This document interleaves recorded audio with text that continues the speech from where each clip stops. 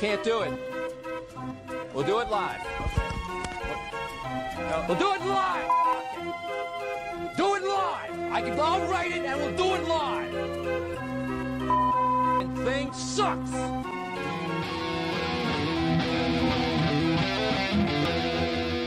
Deep fried pixels.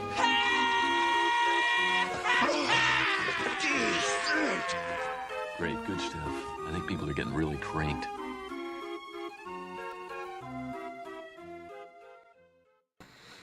Hey! Hey. What's up, guys? Hey. I want to do my morning talk, radio show thing so bad. Like, every single time that happens, I feel like I need to just run through some whole big opening spiel. But I want it to be, like a, but I want it to sound like one of those old horns. Yeah. I've got a bunch of stuff here, but none of it makes appropriate noises. Really, aside from, I do have the trusty. It's always, you're always right behind with it, though. Yeah, you're right. I'm always but I also have this right here. This is That's a good one. It's the good and the bad. Yeah. Oh, it's the worst. The bad are usually the good. The worse, the better.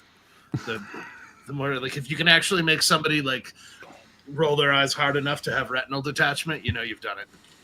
Yeah, that's pretty much what's happened to my mother. She died of dad jokes. Yeah. Sorry if your mom actually died. No, she didn't. Really think that one through all the way. Just kind of came tumbling out of my mouth. No, we're good. We're good. Well, as the rest of the world sits and waits for the biggest boxing event of the century, here we are with our pixel eaters and our fans live again on a Friday night. Yep. Are we all watching the fight later once we Well, I mean, it's about to come on after. Are you gonna watch it live? Yeah, Taylor and Serrano are fighting right now. They're on round 6. Yeah. Oh, well, see, if you're going to watch it live, then I'm going to have to watch it too. Because that way, Lou, I can't have you reacting over there and then ruining it for me. It's a bit of a lead up, right? So it'll probably start around like 8. We got a good. I bet at 9. I bet it starts at 9. Well, why don't you keep us monitored, Brandon? Because we're live, and for all of our Pixel Eater fans or whatever the hell we're going to call you guys. I'll call it out. Hey, everybody. We're ringside tonight in Arlington, Texas, where the Dallas Cowboys. Yeah, no, but every time you do it, we need a time check, Brandon. You got to. I'm getting the report now. The announcers on this particular boxing match are a unique blend of it's early '90s icons. Yeah, Rosie Perez for some reason. Rosie Perez, Roy Jones Jr., which is from Pensacola, Florida, which is not too far away from where I grew up in Alabama. It's L.A. basically, Lower Alabama. Yeah, it pretty much is, and it's right there at Floribama. That's right there in Pensacola. Yeah, Floribama. Yeah, when I was stationed down there, that's what we used to call Lower Alabama. Oh yeah, you were stationed down in Pensacola, right? Yeah, that's right. You got to. How cool is the Blue Angels on the beach? Yeah, well, while we were stationed there, that's where they. Well, I guess you wouldn't have been able to go do that. Did you get to go do that though? Did you get to go do the beach when they did one of the shows? I saw them train all the time, man. Sure, but I just meant like that event of the being on the beach and that whole thing. The beaches are beautiful though. There, they really are. It's so pretty, yeah. And you're real close to Panama City, which is just the jewel of the armpit of Africa. I mean, of Florida. I went there when I was 14 one summer. And I got stung by this is wild. So first time I've been in the ocean, go out and then I get stung by a jellyfish. I'm running back because I'm screaming, "What the fuck!" And then all of a sudden something clamps down on my toe, like a crab or something. I don't know. And I'm running back screaming. My friend's like, "What's the matter?" I'm like, "Oh, fucking my toe, my back." And then my back was all like fucked up from this jellyfish. And I was like, "Fuck the ocean, dude." Jellyfish are bad down there. Just like lived a Mercer Mayer kid. Yeah, it was like Benny Hill music. Yeah. Swimming in the ocean, but I got stung by a jellyfish, so I came back in and I got bit by a crab. The beach I don't know what it was, but it's like you were running through Bikini Bottom. Yeah, it was gnarly. Yeah, I mean, no, they're getting bad down there. There's times where the jellyfish are so bad, like it's even harder to walk on the beach because they're everywhere on the beach. They're all washed up. The Chinese love their jellyfish. They have the Portuguese man o' war. Those things are nasty. Are they down And there? then when, Those are down there? yeah, they have those down there. And then, which those will mess you up. Yeah. And then, There's the box jellyfish that's like big as your thumb. They'll kill you. They'll kill you. they have these new ones called the pink meanies. What? And I that's what they kept. I saw them on the beach. I'm like, what the hell is that? Is that a jellyfish or what is this thing? And that's what everybody kept. Oh, that's a pink meanie. And I'm like, that can't be the name of it. And I looked it up, and it legitimately is the name of it. That's the scientific genus. Well, I don't know about that, but that's what they. I guess that's what they've called them. And they're these massive things that apparently eat jellyfish. Weird. They're jellyfish. They're cannibalistic jellyfish, essentially. Huh. Hard pass. I can't. I bet it still mess you up if you ran into it out there. Oh, Totally. man. But then they have, and then the sharks. People don't understand. I dated this girl one time, and I took her down to the beach down there where I grew up, and we go down to the public beach, right? We go out on the pier, and as we're pulling up, I was like, oh, the purple flags are out today. It means the sharks are here. She was like, no, there's not. And I'm like, oh, yeah. That's totally what that means. She goes, there's not sharks at this beach. And I'm like, there's totally sharks at the beach. They got the flags out warning people. She's like, that's not what that means. I'm like, okay, I grew up here. I know what the flags mean. And I was like, and I happen to know that at the bottom of that flagpole is a key that tells you what all the flags are. So, and so we walk past it as we go, up to the pier. And I'm like, I was like, look here, purple flag, dangerous marine life. She goes, yeah, but it doesn't say sharks. I was like, what do you think it means? Like a rogue seal? Like, I'm telling you, I grew up here. It means sharks. And so she still didn't believe me. We go up on the pier. I'm like, I'll show you. So we go up on the pier, and I'm like, look, you see all those big black, figures in the water there? Like all those are sharks. Right around, and she was like, no, those aren't. Why would those people be swimming right there? And I'm like, I don't know. They have the fucking purple flags out right now. The idiots. Why are we still arguing about this? Some people will just argue just to argue. I'm pretty sure. What those people called, there's a word for them. Obviously, that one didn't last, but I remember that being an argument, or not really. It was kind of a playful argument, though, right? But it was one of those kind of. She just didn't believe there were sharks, and I'm like, well, neither of those people down there swimming. Those don't exist, Brian. Yeah, I was like, Sharks those are don't sharks. exist. Those were created by the devil. That's just a lie, like the dinosaurs. And those are those blackfin bull sharks too. Those are like the most aggressive towards humans of any other sharks. They'll rape you and then eat you. They will. They do. They're like a dolphin. They like to have sex for fun. Misogynist. Are they? They're misogynist too? No, you guys are for talking about them. Oh. Well, I just thought they were a bunch of misogynist sharks. That's it. I'm moving. I'm leaving the country. I'm leaving the country. You just waiting for any excuse. Did you guys? Forever. Who was that? Who was the politician that said they were leaving the country? Oh God, which one? Oh no, there was one that was leaving the country. I was on John Oliver, and he was leaving the country. I forget who the hell it was now. And right after the election, obviously, he was like, Trump won, I'm leaving the country. And then he won.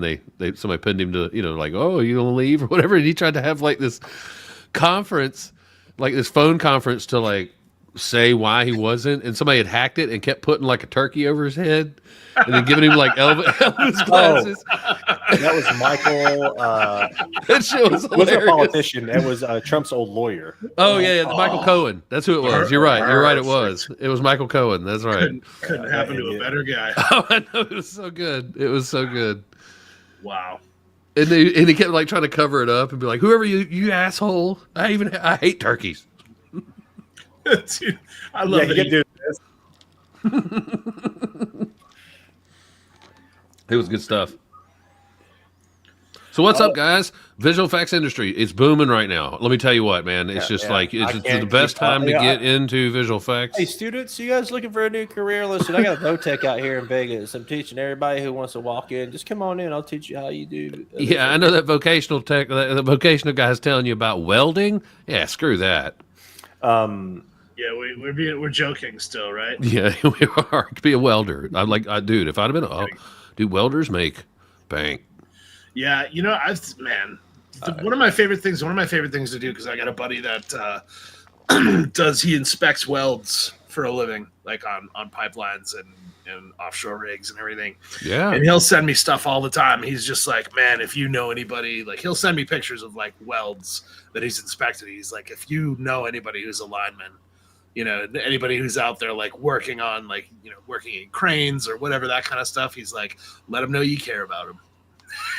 I'm just like, God, okay. Have you heard about that there was a theory, I think it was on 4chan originally, but the carpet, the ocean, the black carpet organism, because there was some essentially there's this giant, they think there's this giant, or it's a conspiracy theory, of course, or whatever, or just like it's kind of like a Bigfoot thing, like a cryptid, but it's this giant carpet they think is marine biologists supposedly put on there, but it's probably one of those stories people make up or whatever, just or whatever. But that has tendrils and stuff that just goes around on the bottom of the ocean. They don't know what this guy doesn't know what it was, but there's a couple of people that told stories about it, and that reminded me because I think it was someone who was inspecting something on one of those old oil rigs, and they saw this thing kind of encompass the oil rig.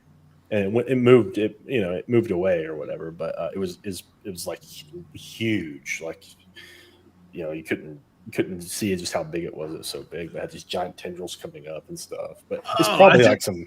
I have seen those videos where there's just like it's like tentacles like hanging down, and they go way down, they drop down like another few hundred meters, and it's still just a tentacle that goes. That's. Just I think we're going to need some video evidence of this, gentlemen. Yeah, exactly. But no, I love stuff like that. I just love the whether it's real or not. I love the because the ocean, right? I mean, who the fuck knows, right? Well, and I know 2 artists in this room that could do that. Right. Honestly. I appreciate your vote of confidence. Two-thirds of this podcast could pull that off on a weekend. Here, I posted it into the wait, I don't know if this is the one. This is just black. It's called the black jellyfish. carpet something. It's at meatspin.com. No, you don't. There is a ton of wild stuff just floating around the ocean. Who knows? Whatever. Oh wow! Holy shit! Yeah.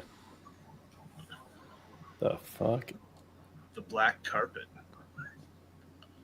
Describes animal composed of black feelers that walk on the ocean floor, eating up all What the fuck is this thing, dude? The one that I posted. Yeah, it looks like the thing from that one movie. Blob. It looks like some oil that got out or something. Yeah, it has tentacles though. Oh yeah. Yeah. Oh, it does. It has a. What the fuck is that? Some kind of. It has some intention to it. It's pretty. I guess we should share this, right? Share it with the world. I don't know. Yeah, Screen share it. Yeah. Well, be careful. It's a slippery slope, Brad. And you share that. And next, we got to share the Hollow Earth pictures we got with everybody. Yeah, so we'll mix in. You know, we already talked about a pink meanie. That's real. We'll just throw that out there. It's only a matter. It's only a matter You of mix time. you mix in the truths with the falsehoods, and nobody knows what's what anymore. Well, it's only a matter of time before the Illuminati come knocking on our door, and then we got Wow, that looks so wild, huh? I Man. could do a vellum some of But that sucker. if you want to talk about like the visual effects side of things, if you were given this as a task and you came up with this and you gave this back, they would tell you it doesn't look real. Mm-hmm.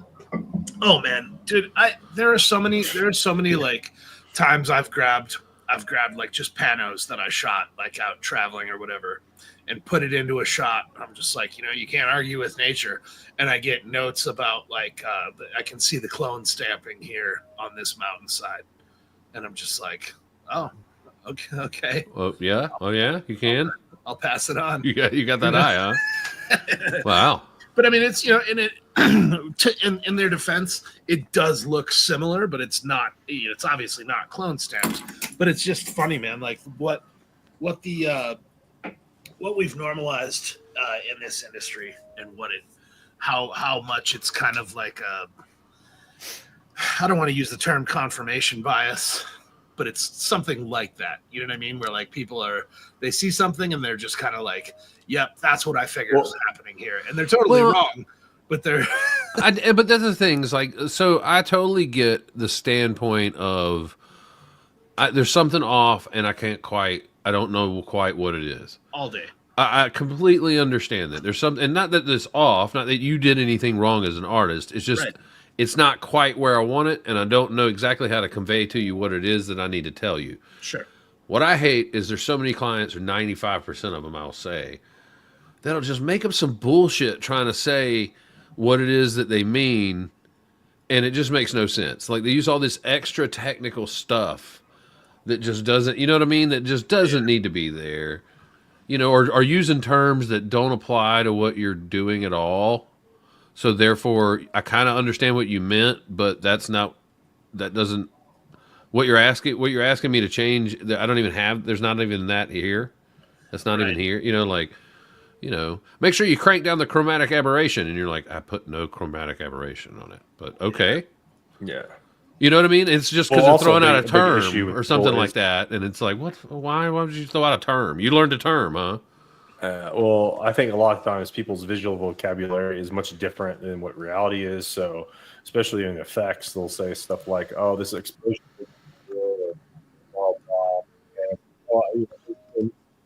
I'll go find reference. I modeled it after. Oh well, I was thinking more of this, this, and this, and well, that's not real.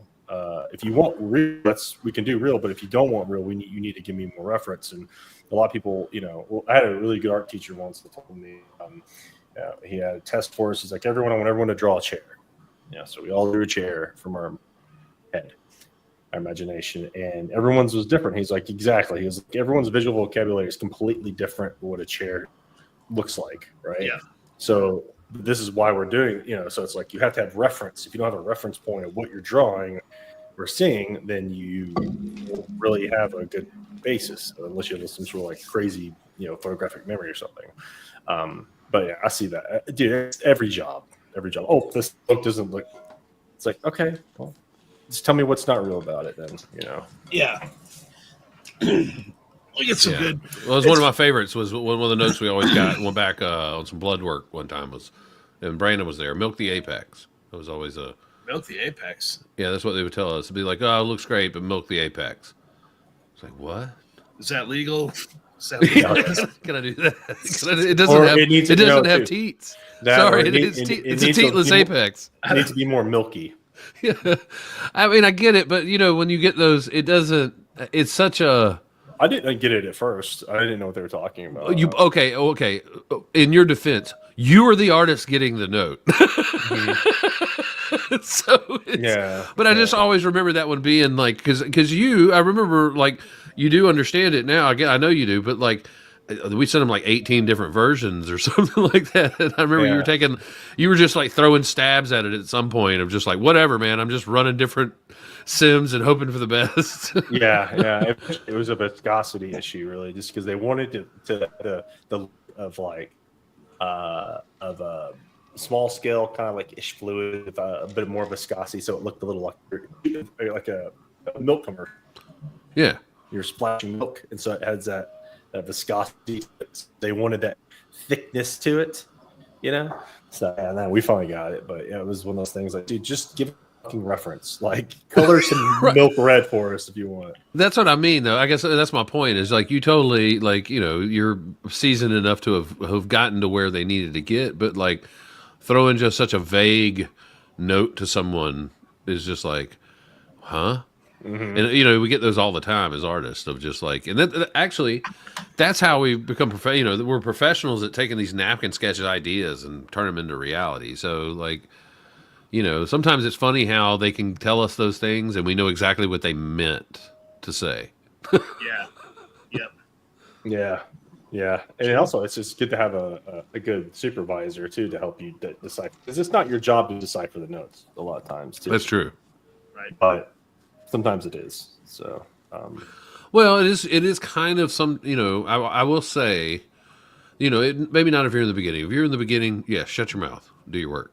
No matter how stupid it sounds. I'd say the first 7 years of your career, shut up and just do your work. Just do your work. Yeah, just do your work.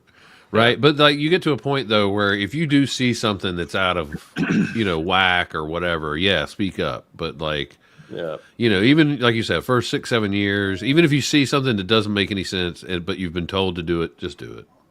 Yeah, a big thing too is just, you know, like I've always said, junior artists are like, well, blah blah blah. They start making these excuses and like just, it's like I don't really hear excuses. That's like, this is what they want, and then tell me the repercussions of what they want, right? So, like, if they want this, what trouble does this cause in other areas? And that's the most important thing. Is I don't give a fuck what you like about it. Like, as an artist, you need to just like turn that shit off and just do what you're told. I know it sounds harsh, but like that's they're the client. They're paying you. Whether it looks stupid or not doesn't matter.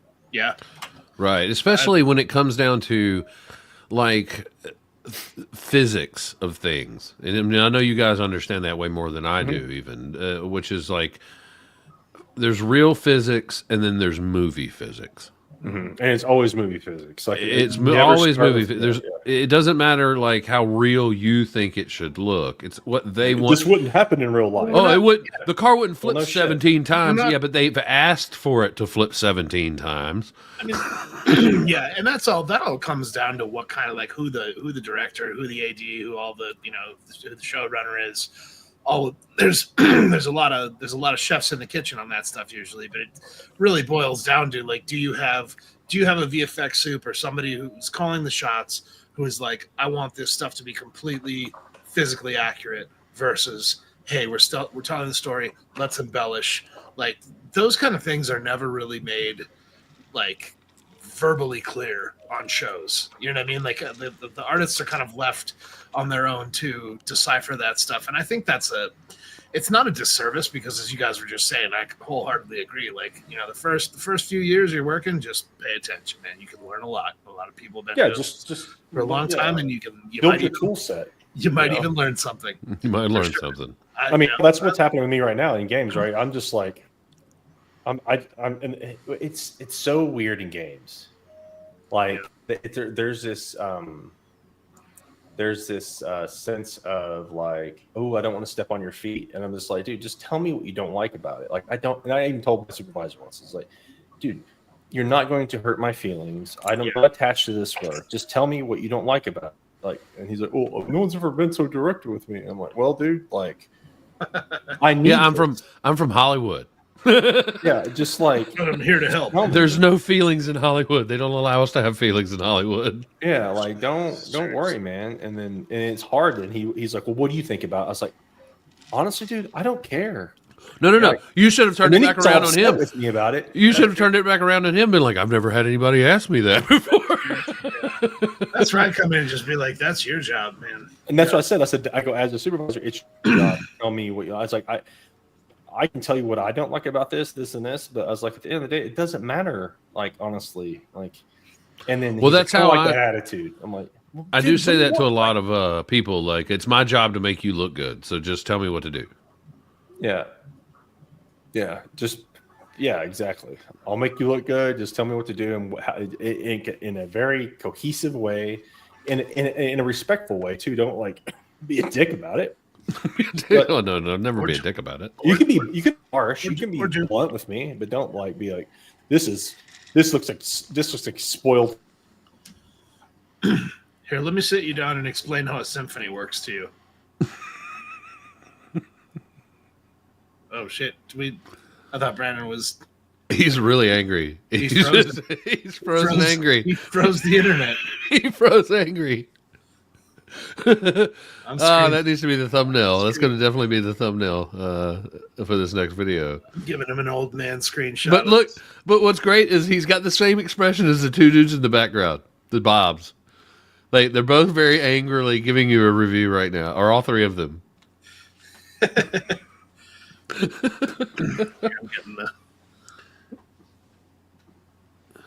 It looks like it's Brandon Wick.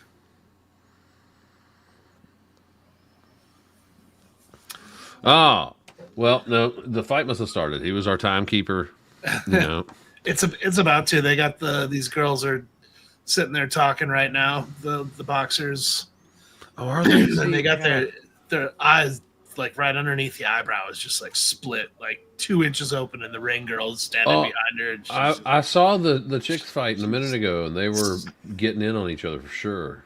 I love that the ring girl is just sitting there. They're just like, just sit there and smile. And they're like smiling, and this girl's face is all mutilated.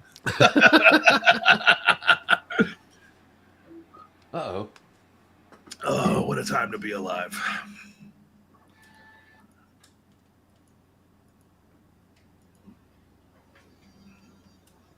Come on, Netflix. Crank up for me. Cannot. For the I life. guess I'm gonna have to subscribe to the hype. Uh-oh. Not that. Anything but the hype. The hype? Yeah, don't believe the hype.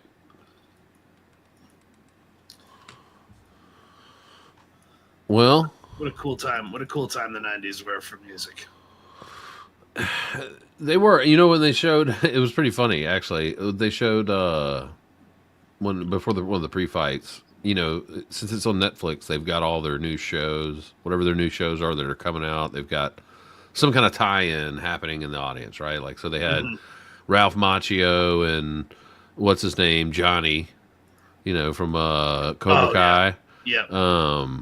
Were there in the audience, but it was like one of the very first pre-fight, right? Like, so I thought like most all the celebrities don't make it down to right at fight time, right? Like all the big celebrity, whoever the biggest celebrity is in the room, isn't going to show up until right before the big fight, Right. and because they want to kind of be seen, right? Like coming in, but I thought like how awkward it was that they had to like sit there the whole time per some contract with Netflix.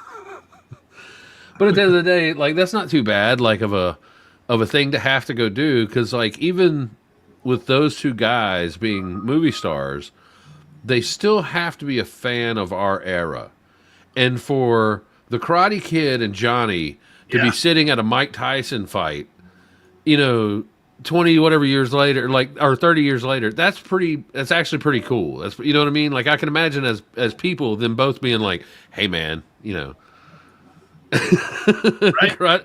Ralph Macchio and or not what was his Karate Kid name? Daniel. Daniel LaRusso, yeah. Daniel Like LaRusso. Daniel LaRusso and Johnny whatever hanging out at a Mike Tyson fight. That's kind of cool. Yeah. No, it's the future.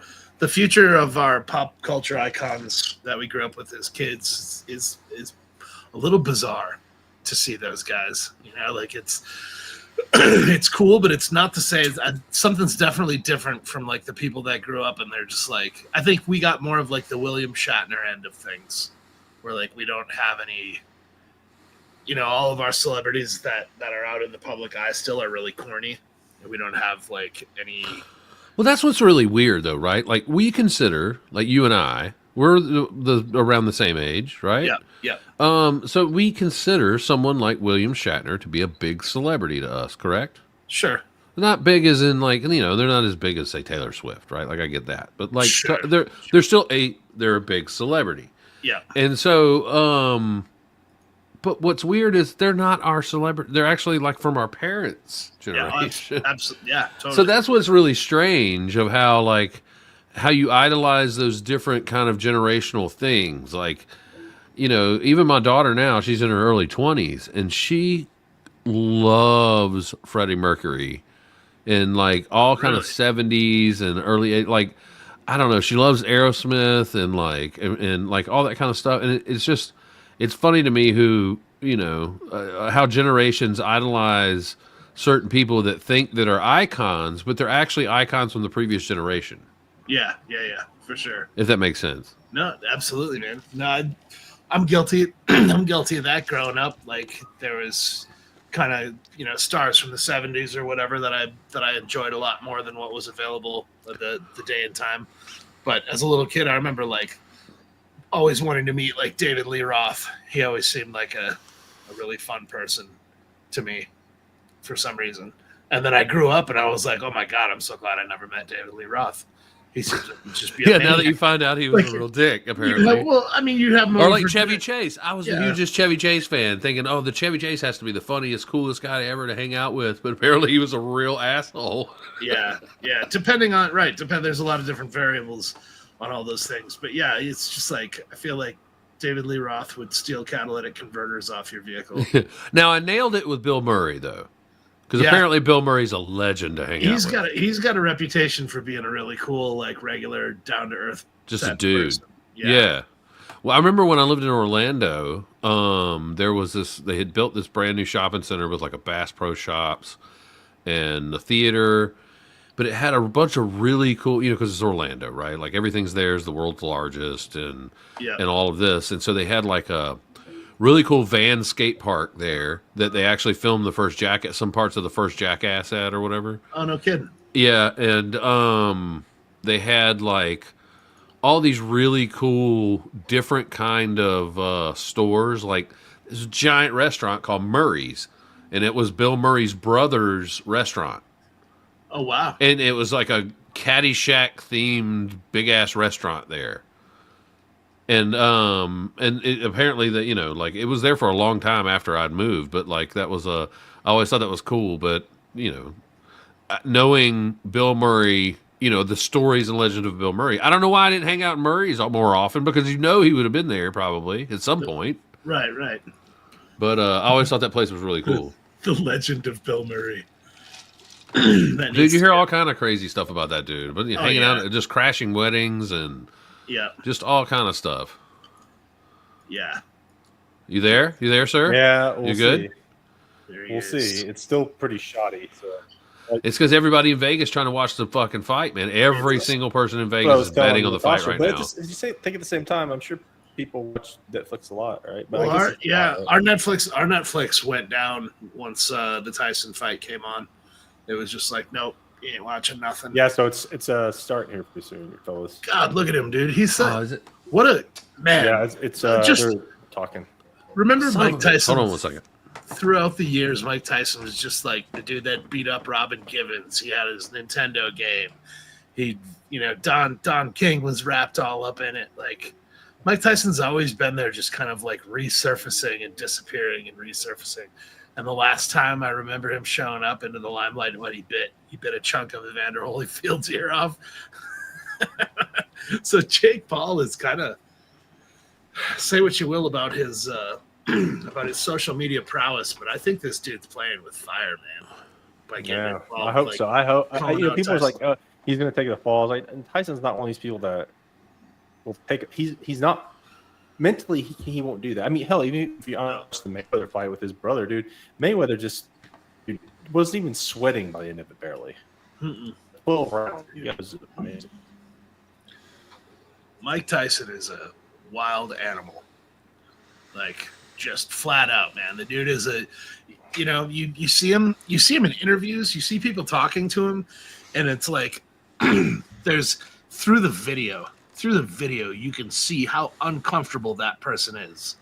It's like they're put in a room with a lion, and the trainer's just like, oh, don't worry, and that person's like, all the hair is standing up on the back of their neck, and they're just like, yeah, I'm actually gonna worry because I recognize that this lion just looks at me and sees lunch, And Mike Tyson, man, he from all the interviews I've ever seen with him, you can tell, man, he loves he loves that feeling. He knows it. He gets off on it.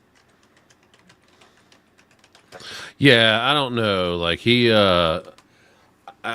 I think he's gonna. But here's the thing: if they go 5 and 6 rounds, I don't know. It's like he couldn't go a lot of rounds back in the day. Yeah. So there's always that. Oh, that's true. Yeah. Yep.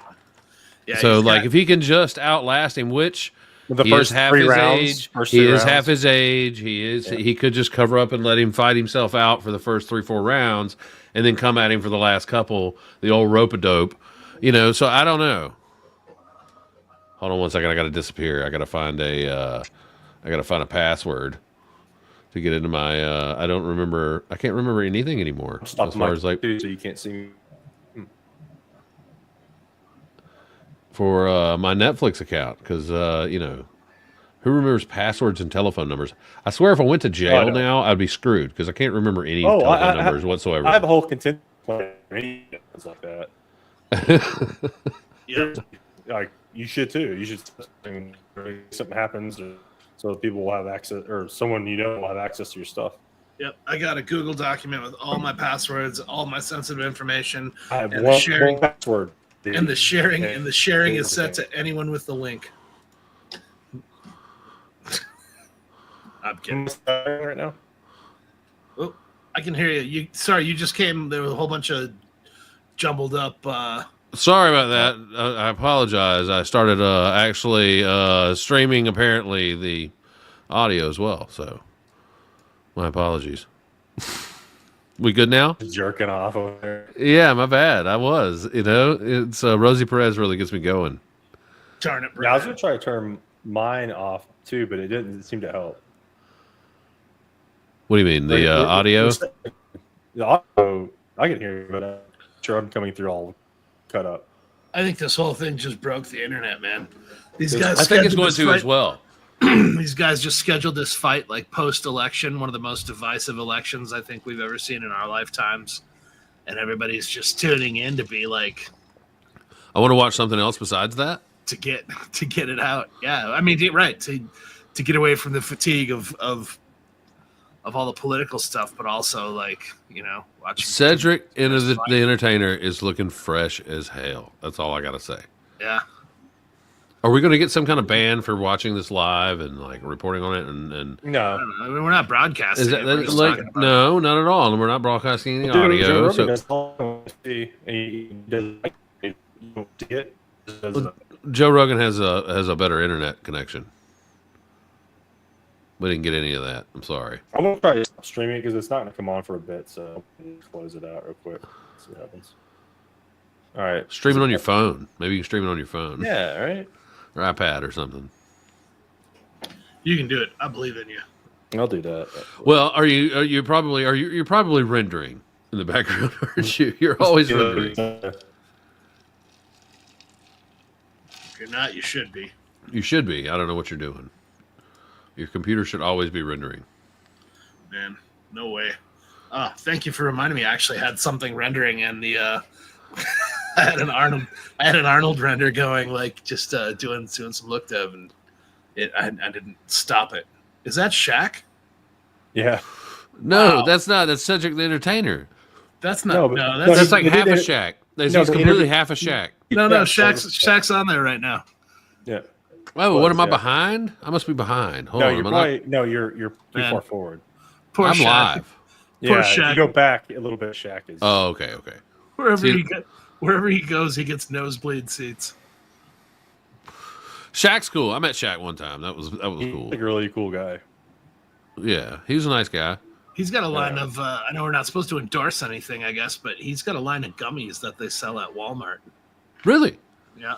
Oh, like some Gummy knotweed candies. gummies. Yeah, Listen, gummy candies. if it's any sort of gummy candy, you better watch out because Zach's gonna eat it. Hey, facts. Papa the look, the Shaq-a-Roni's not bad. I'm not a big fan of Papa John's, but the Shaq-a-Roni ain't bad. Shakaroni.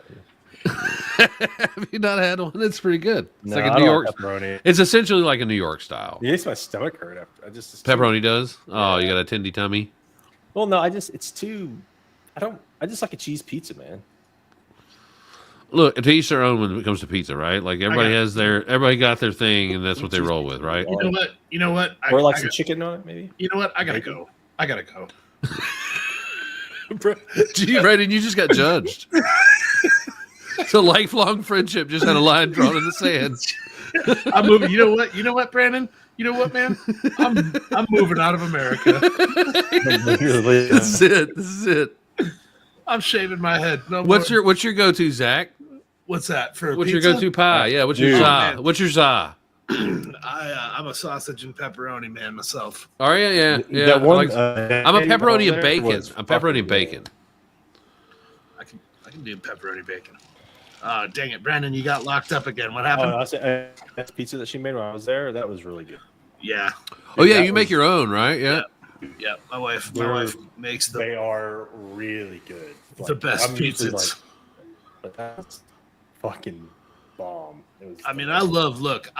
Don't get me wrong, man. I love some Pizza Hut deep dish, but the pizza that my wife makes just trumps all of My that. wife stopped and got some Hunt Brothers the other day Hunt at the Brothers. gas station. Yeah, at the gas station. Hunt Brothers, the gas station pizza. Never had it. One of the largest pizza chains in America. Man, dude. So there are some gas station chains out there with some wild and out names that need to go that need to go nationwide before my lifespan is up. Okay. Like? There is Pump and Munch. And then that's like at the top of the list. And then there's Come and Go. Can't remember if there was some others too. Dude, racetracks empanadas. Fuck, those are good. Really? I've never tried their empanadas. Racetrack. Now, hey, look.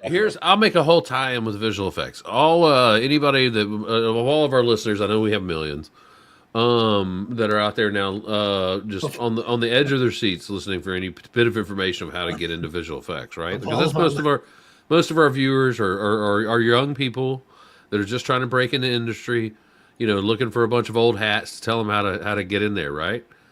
That's right. Go work at Buc-ee's.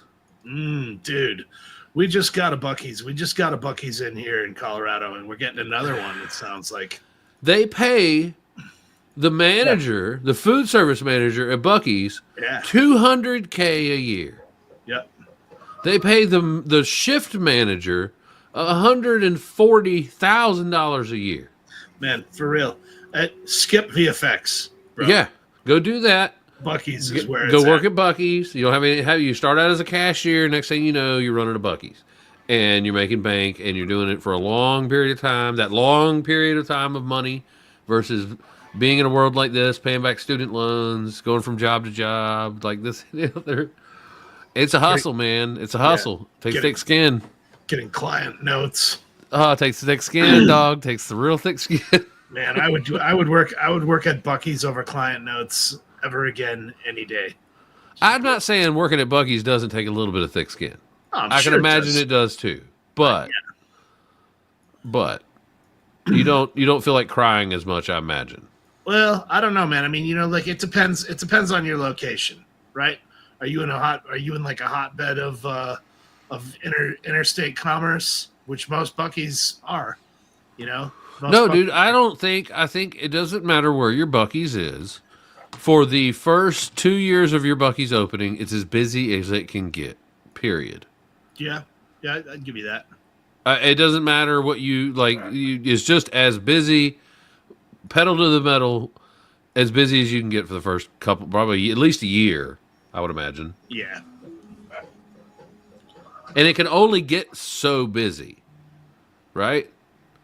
Because you don't really give a shit how long the line is out past the parking lot. True. It can only fill up. You can only have so many people in the store at one time because there's only so many places for people to park and get gas and park their cars. So it can only get so busy. So like once you hit that ceiling for about 2-3 months, like you're in the groove. If you're back there chopping brisket, like you got it down. I'm sure the first couple weeks are a nightmare. Could you imagine working there though the first couple weeks it opens and being like trained on like, here, I need you to stock these little Bucky bears. You're thinking to yourself, oh, how hard could that be? It's like you can't keep those motherfuckers on the shelves. Right. Well, and there's people coming in there using that place as like a daycare too and stuff. We went to the one. It was like open. It had only been open like a week, and we went in there. It was like an hour or so north of us, 45 minutes or so, and it was absolute pandemonium, man. I've never been to one there. It wasn't. Really? Oh, yeah. You've never been to one that wasn't. Yeah. No, I haven't been to one that wasn't. Right. It's kind of like it's like a truck stop Costco, man. And I've only been to two. It's not like I toured them, but I've only been to two. But still, like both of them were. And then we went to one of the two a second time. We were like, "Oh, Buc-ee's is up here. Let's stop."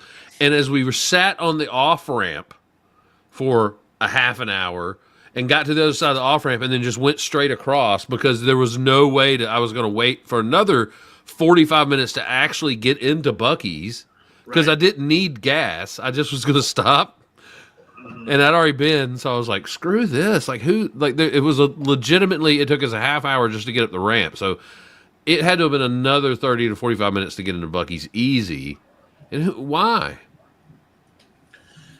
I feel like people just, I don't get it, man. I don't get the allure. I mean, look, okay, fine. The brisket sandwich is decent. Sure. At best. They have good jerky selection, right? Yep. Really, really nice, clean restrooms. That's like their thing, right? I will give them that. Their restrooms were. I could hang out in there for a minute. Oh, we got Brandon too. Hey, look at that. We got another one. I want to remove that one and add this one. Oh, and then I'm going to remove that one and add this one. So There you go. There he is. That's a little. They That's just- a little now. I looked over to the screen and It's I saw a clip of Jake Paul just hitting some guy and knocking him out, like just turning him into a sack of bricks. And I was like, no. For a second, I was just like, no way. Well, that's where Roy Jones Jr. fought him or whatever early, and he said that as soon as he got punched by him, and he's like, "Damn, this dude kicks like a donkey." Yeah. Yeah, I mean the guy has some skill and some power. That's for sure. Yeah. he's not necessarily. But what is Mike Tyson's famous saying? All your plans are out the window as soon as you get punched in the face. Everybody's got a plan. Everybody's got a plan. It's just gone out the window as soon as you get punched in the face. So, like, I have a feeling that if Mike can get one of those, peekaboo fucking uppercuts in there, man, I don't give a damn who you are. That somebody can take you out. At the same time, though, Lennox Lewis, Evander Holyfield took him for long fights and beat him. I mean, the only person that beat him quicker was whatever his name was, that Buster that Douglas? fucking Buster Douglas, yeah. But that was because Mike was all fat and just got out of jail, right? Like he wasn't even trying to fight. No, I mean when he got out of jail, he was an animal, dude. He got Oh out of no, jail I guess that it wasn't first when he got out of jail. Whenever he fought him with Buster Douglas, though, he was like out of shape and like fresh off a divorce. There was something about it that was like he wasn't ready for the fight. But you're right, though. I forgot when he got out of jail. Yeah, he was like an animal. Yeah, dude, he was the most ripped and just in shape he's probably ever in his life. I'm amazed at how, like, I mean, I guess that just kind of never go. I mean, it can go away, but it never really, like, if you're in that good of shape in your 20s, it's not like it's going to completely disappear when you're in your 50s. Yeah. But like, he is ripped, man. Like, he's got to have like 2% body fat. Yeah. Well, he's got to be on that next gen gas too. Like he's got to be just Oh yeah, he's on some kind of things we don't even know about right. because he's Mike Tyson. Right. He's Right, this and is get not ready for a sanctioned- fight. This is just a regular. This is a real fight, right? So they're No, it is a real fight. It's a sanctioned fight. It wasn't a sanctioned fight, but now it is a sanctioned fight. Oh, interesting. So it is a real fight that will count against their records. Well, I mean, what I'm saying is that you're probably hopped up on whatever kind of testosterone and steroids, though. No, they can't. No, it is a sanctioned fight by the. okay. And so that's what I mean. They have to abide by all those whatever. From what I understand, maybe I'm wrong. I may be wrong. I shouldn't have speak that solidly on it when I don't 100% understand. But I think that's what I understand because it wasn't the boxing association wasn't going to like count it against records at first, and it wasn't going to be a real fight.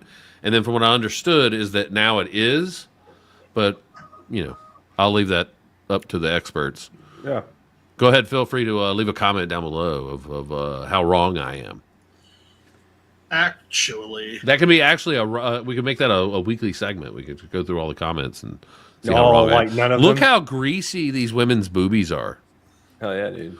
Is that like a new thing? no. It's called The duty glitter skin. boobs? Yeah. The greasy glitter boobs. They're called glitter slugs. Whoops! Did I say that out loud?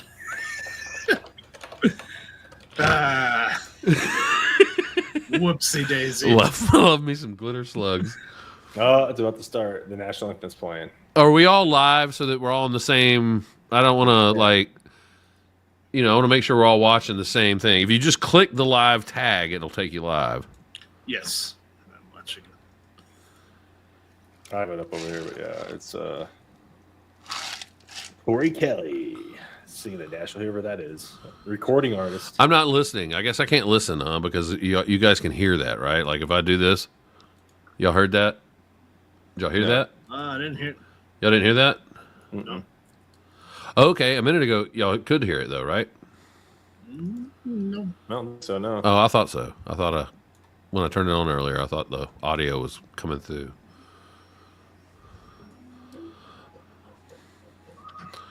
Man, I know. You know who's pissed off? I don't know if you guys weren't watching earlier. I was watching it before we jumped on, but like Jerry Jones got on there, and his mic didn't work.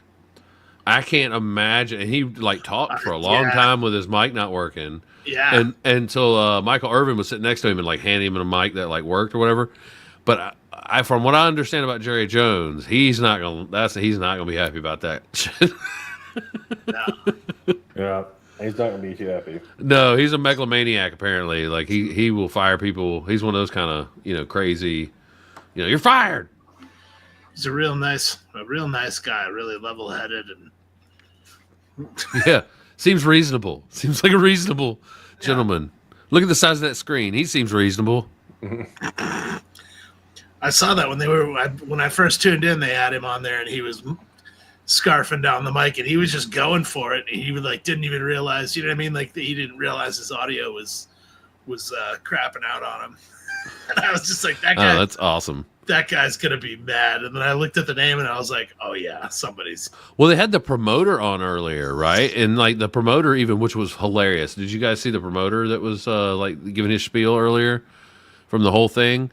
Or this whole event, and he even dropped a F-bomb and one time, and then he tried to say something about like he talked to Mike Tyson earlier. And like when he said what Mike Tyson told him, he did it in Mike Tyson voice. He did it and he did that, and I was like, oh, damn. Oh, no. But then my wife was like, oh my God, he's going to make so much money. Oh, there they are. There's the Karate Kid. They're going to make so much money. And I'm like, no, you know what though? I bet you he doesn't. I bet you he actually loses his ass in this. Because like he's a new promotional company. They said he's only been a promotion company for like 3 years, and now they're doing this. So like I can see him like not only lose him, but like this is a huge event. An event this size, a lot of things have to go right for you to make a profit, including your deal with Netflix. Meaning like your promotion and everything has to go well with Netflix. Meaning mic's not working, your live performance fucking up. Netflix is going to ding you for that shit, right? And they're going to take royalties and stuff like. I mean, maybe not. I don't know the deal, right? But I just feel that I think most people look at the promoter of this event and think like, oh, he's going to make so much money, and maybe he does. Maybe I'm completely off base, but I think like throwing an event this size is actually a lot more because of especially paying these two individuals to be in the event. Yeah, is taking an enormous amount of your money. Yeah, the margins. I'd be curious to see what the margins are. I wonder what the purses are. What's the purses for them? Yeah, they've got to be good. And then there's, these guys are they're placing their bets, right? Like at least $30 million each. I can't imagine it not be 100 actually. I mean, I guess that's easily Googleable. But yeah, I mean, they're making a massive amount of money. There's no other reason for a 58-year-old Mike Tyson, who has absolutely nothing to prove to the boxing world, to get in shape and go fight somebody in the middle of a giant ring, other than he's getting fucking paid. Yeah. And then some, right? Because at the end of the day, right, like, would you even take the chance? That's, I guess, what they were talking about to some other people earlier. I think, like, Lennox Lewis, like, do you really even take the chance of scarring your career by losing to a YouTuber? It's a good the last fight. Because I mean, do you have another fight after this? And if you do, who are you fighting after this? Like, yeah. Well, and yeah, are you just applesauce after? Like, I feel like he's got at least look, okay, if Tyson loses this fight, it's going to be lost because he went more than 5 rounds. I think the whole fight's only 8 rounds, or maybe it's 6 or 8 tops. Yeah, they'll run it. I mean, they'll run. And so if he goes over 6 rounds, 5 or 6 rounds, I say 6 rounds. If he goes over 6 rounds, I can't see Tyson winning. Yeah. But I don't know. Maybe I'm wrong. I hope I'm wrong. I don't know. I'm torn because it's also I could also see them calculating this as a passing of the torch, kind of some kind of bullshit. Yeah. Right. Because legitimately, if he does beat Mike Tyson, he will be rocketed to the top of boxing. Right? Like he'll become a legitimate boxer that other legitimate, or at least to the point where other actually legitimate boxers are going to want to fight him for big purses. So I can see this. Mike Tyson's a stoner, man. At the end of the day, he loves his pigeons and his weed.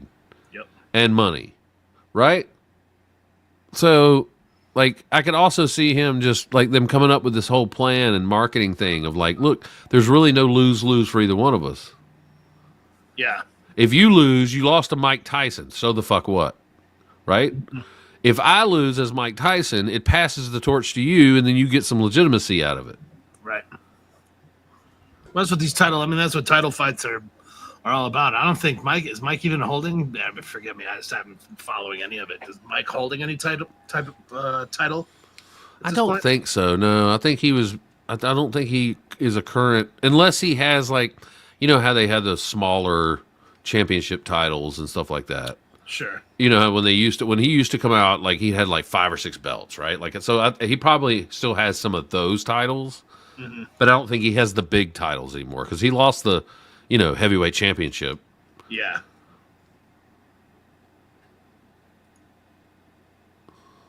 What the hell kind of car is that? Is that a Escalade? Chopped?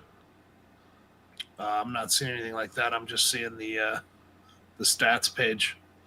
Oh, you're not. I'm live. I think. Let's see. Yeah. I'm watching it on Netflix. Yeah, me too. Are you? Okay, Yeah. I'm on the live one. Weird. They're rolling out in some kind of where I'm at. They're rolling out in some kind of that's like an Escalade, chopped and slammed, with flames on it, and they're rolling out. And they have a cooler full of beer. I see the live one now. And they have their live stream on there. Yeah. Now I'm with you. Yeah, they're riding out in his. Oh my god. And what do they have, like a funeral procession behind them? What's going on here? Do they really need these bodyguards? Is this really necessary? Like, what's going to happen? Yeah, this guy's going to fight. And they have a fucking bird. Why do they have a bird with them? Because the pigeons, man. They're Mike Tyson's pigeons. Oh, if he does something bad to the pigeon, Mike Tyson might kill him. He very well might.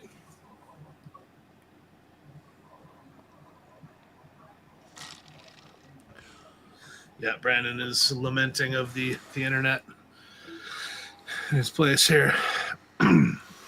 Well, that's all right. I mean, hey, look, we'll do our best to give the world what whatever was asking for. I know that the reaction video to a live reaction video to a live event is what the world's really clamoring for. Yes, absolutely. To get our take. I mean, if anything, I know all our pixel heads out there are really wanting to know what we think about the world's biggest event tonight, which it really is. Like, honestly, like worldwide, this is going to be probably one of the largest boxing matches ever watched. I mean, if you think about it. Yeah, this is definitely. Because up to this, the largest boxing match ever watched by anyone was Tyson Holyfield. Yep. You remember back in the 90s when I'm sure you remember you probably watched it somewhere, didn't you? Yeah, I did. They were like, oh, God, he bit his ear. What the fuck? Yeah. I was talking with Brandon about it when you went to, you had to step away for a minute. I was talking with Brandon about it. It's bonkers, man. Tyson has just been his entire life, man. He's been surrounded by chaos. He just doesn't play by the rules. Mike Tyson's like, whatever, I'm going to do what I want. And what are you going to do about it?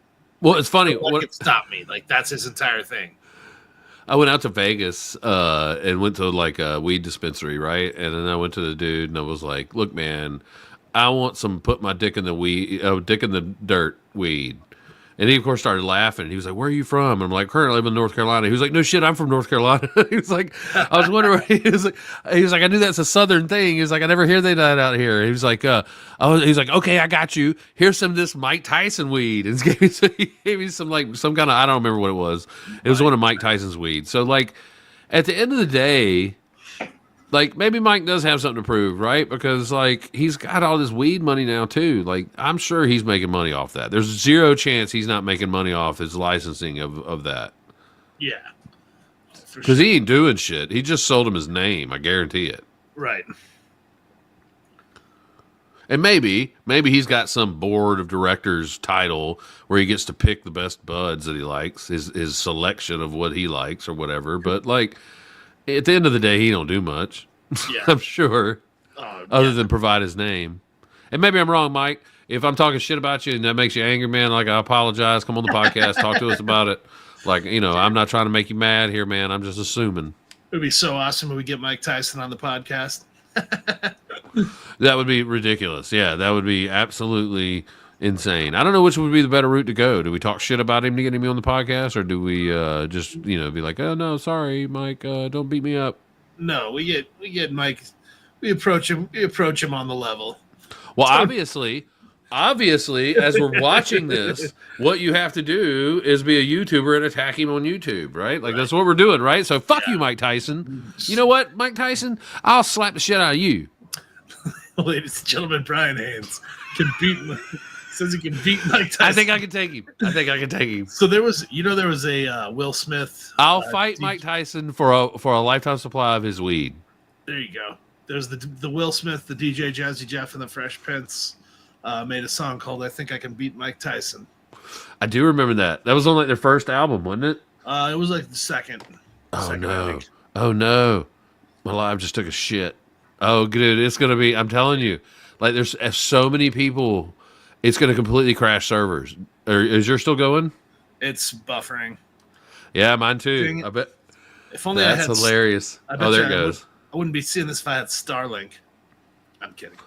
Have you actually tried that, or do you know anybody that has? I know some people that have. They said it's good, but it's not. I was just curious of how, like, I understand, and I really look for all the crazy megalomaniac shit that Elon does too, and I'm not saying I agree with Elon or that I'm siding with Elon. Mm-hmm. I can appreciate that when there's an event that happens that's in need of internet access, he seems to put his things where it's needed, right? Like even Western North Carolina, when they had all their that just went through all the storms or whatever, he sent apparently a whole bunch of Starlinks over Western North Carolina to help give internet back, right? Like so, and then apparently they sent all kind of Starlink devices, and stuff. So I can get behind that. That's cool. Yeah, he steps up, man. Yeah. So and that's not to be said about anything that he has going on. Other than that, but like, I'm just curious of how like good does it actually like when they do that? Did you get fucked if you're in Nevada? Did they just send your Starlink over to North Carolina and you got no say so? Yeah, I don't think. Well, I mean, I think it's more access than it is anything else, right? I mean, I don't know. Or do they kind of just always keep the mesh a certain status to keep everybody going, but it has like these pinpoints of that they can make these stronger pinpoints in different places, kind of thing. Yeah, I'm not sure. I'm pretty sure if I'm following everything that Elon's done, if I was to guess, I would think that he wouldn't even let it go out into the wild without having it be like up and over what the demands would be for it. Right. Because he knows that if it's capping out and doing crappy beyond like what you could expect from satellite internet, like in terms of speeds, then he's going to get drug over the coals about it. True. You know what I mean? Oh, so shiny boobs are back. Sorry, I didn't mean to interrupt, but shiny boobs. Fine. It was, I just got to throw that out there. When I see an outfit like that, I always like to imagine that it's like a prosthetic type of outfit. Like it's like a top that's like the Bret Michaels hair. But it's like I think the drag queens wear them a lot of times. Yeah, it's just where it's like it's not really boobs, but it's like a fake kind of thing that's built into the dress or whatever. It's just a prosthetic that's like your shoulders are revealed, but everything else that looks like it's revealed is fake. Yeah, that's what we're looking. Mark Caliao. Don't be fooled. All right, I guess I can't watch live. That's what sucks. I have to buffer a little bit, I guess. Jesus Christ. Live's gonna get you. So I guess we can't have. I don't know if we can have live reactions. We're gonna have live-ish reactions. We're gonna have buffered reactions. No, what we could do is we both could stop it at the very beginning of the fight, let it run for a second. Yeah, and then and then both of us start it at the same time. Yeah. You want to try and do that? Sure. All right, world. We're trying to see if we can outwit the internet. We're not going to be able to watch it live because all of you fuckers are watching it as well. So, let's see if we can. You got it on live right now? We put it on live and then just 3, 2, 1, pause it, I guess. All right, we're going to live. Well, let's see if they're talking about Jake Paul right now. Yeah, you're watching live. Yep, he's dancing around. Yep, all right, pause. I'm pausing. Well, no, let's go to the beginning. That way we don't have to sit here and fuck with the... Okay, what time stamp? I'm at, they're showing, some hot chick. I don't know if it was his girlfriend. I don't have a timestamp. It just says live. Well, if you take live off, They're just showing Tyson now. They just literally just a second.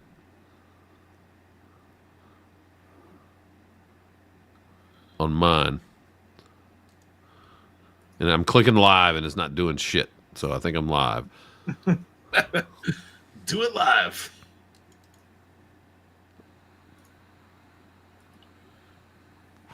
Man, I would not want that dude looking at me like that. No. Nope. Not at all. Like, I've seen him in pocket. Like, Smiling Mike Tyson is a pleasant looking dude. That ain't a pleasant looking dude right there. Yeah, he ain't happy about it.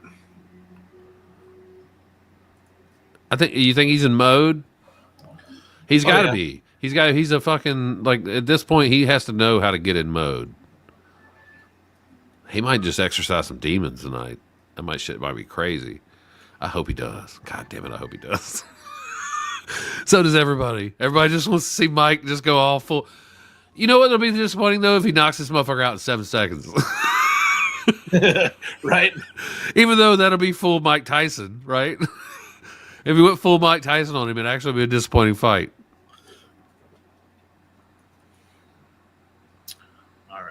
All right, they just rang the bell to bring them together. Are they doing that to you? Yep. Yeah, they got him right there, and all the blue shirt dudes yelling at him. Yeah, there's no tickling here, no chewing here, none of this. Oh, just touched. Yeah, they just touched gloves. All right, or they just backed up, ready to pause. Yeah. All right, I'm pausing. It's showing Mike Tyson right now. 3, 2, 1, pause. Pause. Okay. I got it right on. Mike Tyson's on the big screen up above everything. Yep. At AT&T Stadium. Nice. All right, we'll wait a few seconds and yeah. Well, so what? So let's just talk. Let's pivot, right? Yeah. What you got going on? What you working on? I know you can't give details, but what kind of stuff are you doing? Dude, I'm on 4 different things all at once. What kind of stuff? You name it. Really? Yeah, doing some crazy AI, some AI fueled business where they're kind of making a full on AI movie, and they're it's hard to explain. A full AI movie? Yeah, they're taking prompted generative AI and then turning it into running it in through video, and then they have actors. And they're running the actors through style transfers and doing comping, and then running the comping through style. It's a whole it's a whole gnarly, wild process, man. It's pretty out there. So how do you fit into that equation? You choose by DMP. For those people out there that think because AI takes over our jobs, which is obviously not, you're helping the AI get prompted or do whatever the hell you got to do. So what do you do to help make that happen? So I mean, without telling too much. Sure. The reality of it is that you can make a prompt. You can make a prompt that kicks you out a decent image where there's a little bit of cleanup that has to be done, but all in all, it's a nice, yummy looking image. But then what? You know what I mean? How do you run that across an entire sequence and keep everything looking the same? How do you put in actors into that and make those actors? Or how do you make changes to that? Right. How do you have it not just climbing and crawling all over the place? Because all that stuff happens. Right. So there's a lot of hand holding and kind of using prompts to generate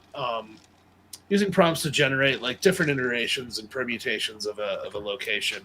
And then assembling those, using kind of map painting techniques and that kind of stuff, and then handing it over, still doing 3D projections into comps and feeding that stuff into as what's the term I'm looking for? Like control net. You hand off like depth passes and grayscale passes and stuff, and it kind of gives it all just a scaffolding for the AI to build off of, right? Like a checkpoint for it to start from. And so that mixed with a bunch of different style transfer techniques, they're kind of assembling it that way. So been helping out with that a little bit, and that's been pretty interesting, man. Like really, really crazy. And it's really put me at ease, honestly, into being like, the stuff that where people are like, oh, AI is coming for you. It's coming to get us, like it's going to take over our jobs and stuff. Not anytime soon. I mean, it's moving quick, yeah, and it eventually will. What are some of the frustrations of working with it, though? It's inconsistent. It's unpredictable. Right. You can't run shots like the amount of work I've done this year in general, where my job has been to track an AI generated shot.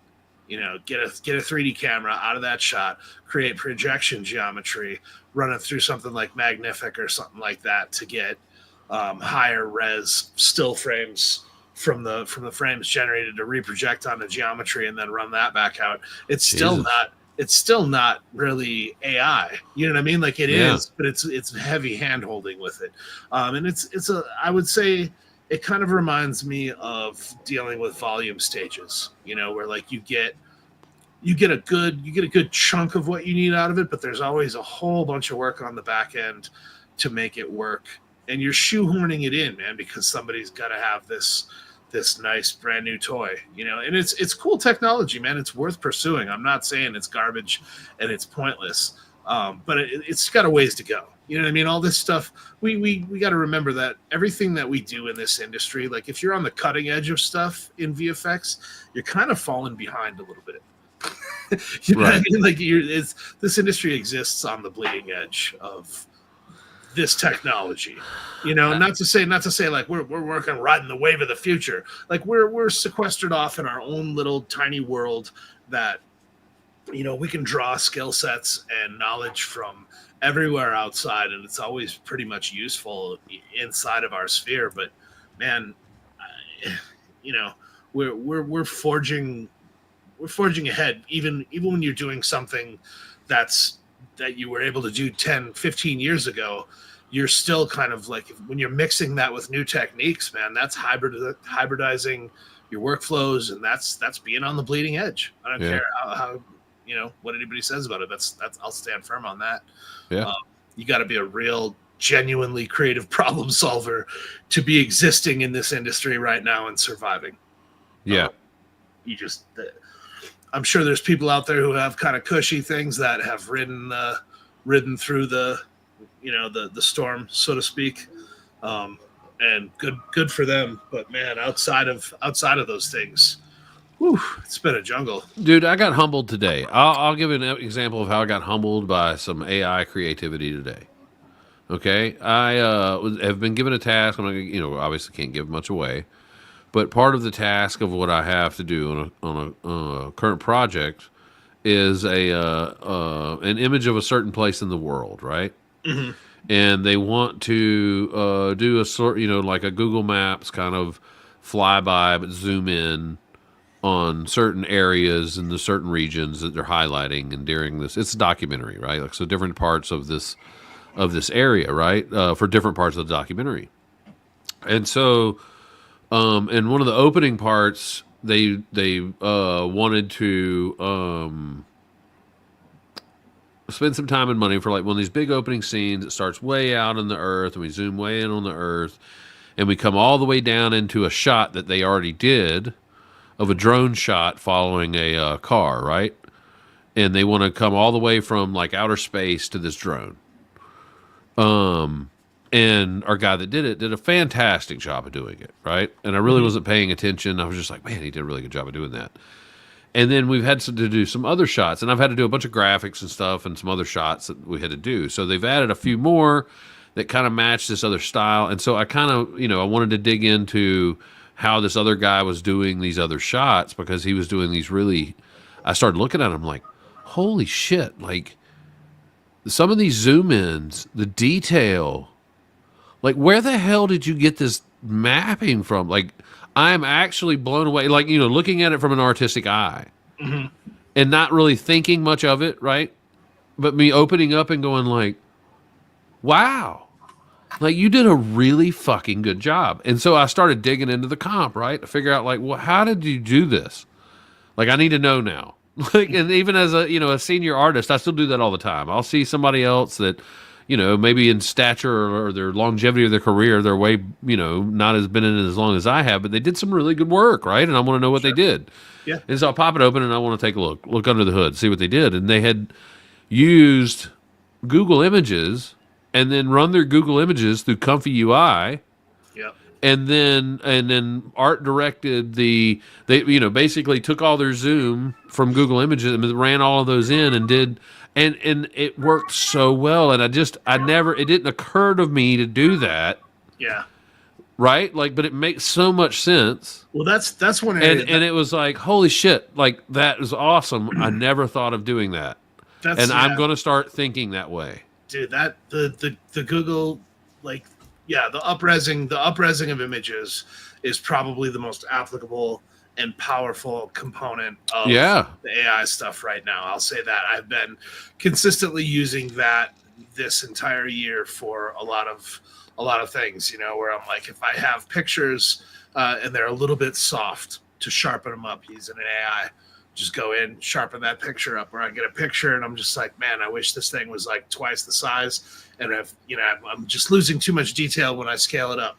Running through, man, scale it up, sharpen it up. That's not taking. And it's not sharpening it, right? Like, it's not your traditional sharpen, right? Like, it's actually adding more detail. Like, even in those things, when you did the different levels, it was adding all the different details in the trees and all the, it was so sexy. I always like to use that term, like when you really see something really nice. Like, but it really was. It was very sexy how it just did a really good job of filling in all those details. Yeah, for sure. So I was humbled by UI today, or AI today, I guess. Yeah, the Comfy UI stuff is really cool too, especially if you got it set up in Nuke. It's pretty sweet. You can get some stuff from 3D, some passes from your 3D scene, and use that to kind of, like I said before, give it a scaffolding to start from.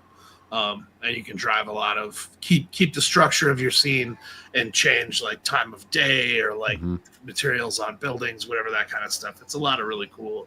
That's you can awesome. do a lot of cool stuff with it, man. You can iterate quickly and then pin down something quick and get on to polishing. That's the problem with things today. Well, not to say it shouldn't be a problem. It's a personal problem, right? Like working when you're currently working, but also trying to learn new technology. So like taking that time to actually, like today being punched in the face with that, going like, okay, I got to take some extra time. Like I've dove into Comfy UI, but I know enough to be dangerous, right? Like I don't know enough to like hone that in. So I need to know that now. Yeah. Like in my mind, that little itch in the back of my neck is like, okay, I need to know how to do that. I got to know how to do that exactly that way, or I'm not going to be able to rest. Right, man. Yeah, it's a whole thing. And that is actually, that to me, I know everybody poo-poos on AI and poo-poos on all this stuff, but this is the things that make me excited about what we do. Yeah. Right? It's those kind of things that get me like, oh my God, wow. Like I could do that. I could do so much with that. Yeah, absolutely, man. That it just wasn't, I didn't quite connect, I guess, how to use it, in that sense sometimes, right? Well, there are, it's all outside the box thinking at this point. It's very like blue sky and kind of like there are certain things that are working and certain things that don't, and it just kind of depends on your application of it. You know what I mean? You got to be fluent. It's kind of being fluent in multiple languages. Throughout my day, I pass a lot of stuff back and forth from Houdini, Maya, ZBrush, depending on what my needs are and what I know in one of those applications over the other. Just, certain things make more sense to do a certain way in one to the next, or like, do I need flexibility in this, or is this something that's like a one-off thing that I can just take in and get detail out of it here or there? And that's the cool thing about AI is it is very, at this point, it's still very modular, and you can kind of pick and choose where you apply it and how you apply it, and still maintains a level of flexibility. At the end of the day, we're still just making images. right? And that's like if that's what it's doing. Although I will say, I will voice again my frustration with AI is that we have this technology, and instead of being like let's use it to like automate like washing my dishes, raking my yard, doing all that stuff, instead it's like, yeah, let's use it to control all the creative stuff, the creative visuals that we all ingest. I want it to learn to wash my dishes and fold my clothes. If I could have AI fold my fucking clothes, do you understand how much that would change my life? Yeah, I want it to do that stuff, man. I don't care. The only reason I care about AI doing, and that's the only reason it's being developed, is because making films is extremely profitable, but making films and adding visual effects, which everybody has a gigantic appetite for, it can end up not being that profitable. Well, making films without people, like using people to make films, is even more profitable. Right, exactly. Yeah, they've been since I started, man, it became abundantly clear that they wanted to get rid of people as quickly as they can, and having like seeing the kind of success that the actors unions had with curbing the use of AI and kind of wrangling it in and having no protections as a part of this industry, being in VFX, I was just kind of like, man, well, there it is, I guess. Like they're gonna pass, dude. Like them doing that, good for them, but it really screwed over the industry as a whole by doing it and not being like, okay, we're gonna stand up for you guys and have solidarity. Instead, they took a bite out of it a little too soon, I think. Yeah. And I think they could have been like, you know what, this needs to be an industry-wide thing. But there's so much, there's just too many knowledge gaps in the process. You've been on set, you talk to people, that there's literally just zero understanding of what happens in VFX on set. Yeah. Very little. Yeah. Right. You kind of, and everybody. You're there, and as a VFX supervisor on set, you're there to smoke cigarettes and eat craft services. Right. Yeah. Well, and people kind of, in my experience with it, I get the vibe that people are just kind of like, man, you do a lot of sitting around. When everybody's like running, they're scrambling, they're doing all this stuff, and you're just kind of like, they get halfway set up, you jump in, shoot your HDR, take your measurements, maybe a light reading, talk to the AD, get the assistant AD or whoever, second AD, and have them make sure they're keeping track of your lensing and all that. Oh yeah, throw a mirror ball in there just to make it look like you know what you're talking about. Right. You have these things that you do on set, and then it's just like, then you're just sitting around waiting. And you got to sit for, and it's fine. I get it. It's not like they can just arrange the schedule to accommodate only having a VFX person there for 4 hours and get them out of there. But, you end up sitting around just waiting. And it's like, everybody's kind of looking at you like, fucking slacker. Yeah. It's just like, man, I get screwed so much worse than any of you people after this. Like after today, I'm pinned up against the wall and just demoralized for months on end. Yeah, think about how many times that people think about how many times people on set have stopped to do a fucking mirror ball, and how many times we've actually used that mirror ball. Dude, I don't even bother anymore. I think I have never used one. Or a color slate, like a color chart. I will use the color chart. I have used one of those, but like I promise I can get it. I could probably match it with my eye and it'd be right without ever seeing the color chart. Yeah. At this point, so what I use the color chart for, I've got the little Passport Pro. It's just one like not much bigger than a phone. It's a little one like that, and I'll use it for my DSLR when I shoot my HDR images with that because I'm still kind of old schoolish that way. I don't have like. Well, if you're a one-man show and you're pulling it all, then yes, it absolutely will help you. Yeah, because 100%. If you're a one-man show trying to pull some stuff off, 1,000% it will help you. Oh, but if it's like on the R end, like on a bigger studio size kind of thing, it doesn't fucking help us at all. Right. Well, I mean, it depends on if because I shoot bracketed exposures, HDRs, And so having that color data there for each bracket to calibrate those before I stitch the HDRs together, that helps all of those stay in the same color space, in the same gamut, everything. Right. And I can pass that stuff on to Comp Soup if they want it. If they don't, no big deal. Yeah. But if they do, like I've had Comp Soups who have been like, I want this. I need this. Like after I gave it to them, they were like, I never get this. And now I'm going to ask for it all the time. I can see that. I can see that. know, But like, you know, like I guess my point is like in our atmosphere, most of the time, unless you're working for a 3-person, 5-person studio where you're doing everything yourselves kind of things. Yeah. Most of the time as a visual effects artist, you're not going to have to worry about it. No, not at all. And I mean, I do it because I like to have. I think We're old school. Yeah, we used to have to worry about that. To me, it's important to get the lighting locations, to have an HDR stitched together that is bracketed as much as possible and has the same intensities for the lights on the set. Like I'll go and like mark down the lights, get the info for the bulbs and everything, get the IES profiles for them, like set up like legitimate lighting setups.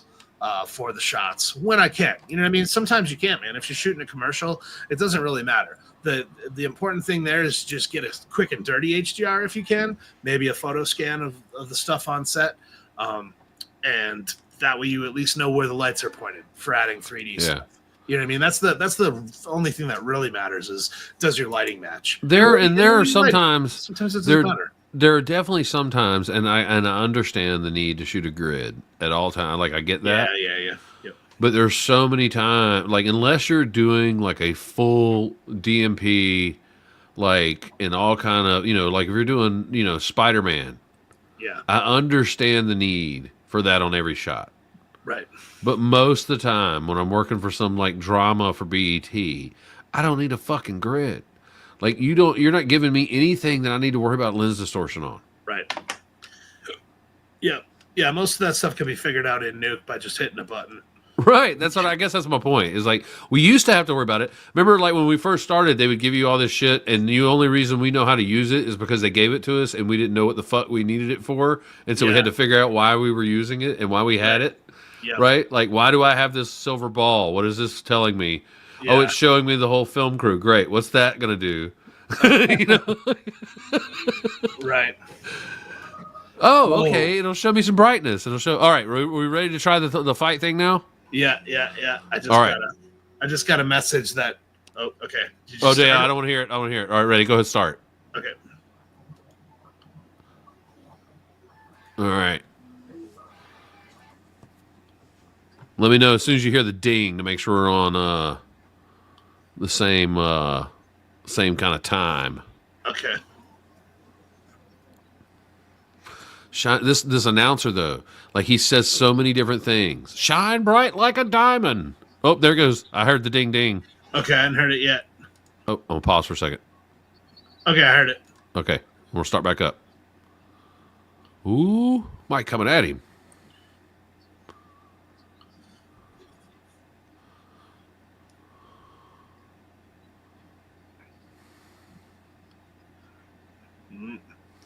He's got him packed up on the ropes. Yeah, that's how you fight Mike Tyson, though. You got to hem him up. Ooh, he stuck him. Oh, my God, man.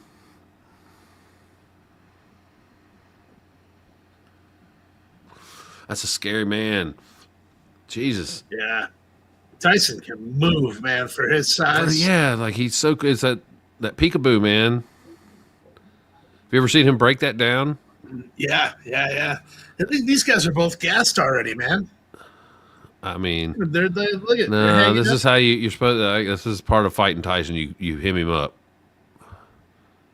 Yeah, you clinch him. Yeah. You tie up his hands. Ooh, he got real scared there, didn't he? He got real scared.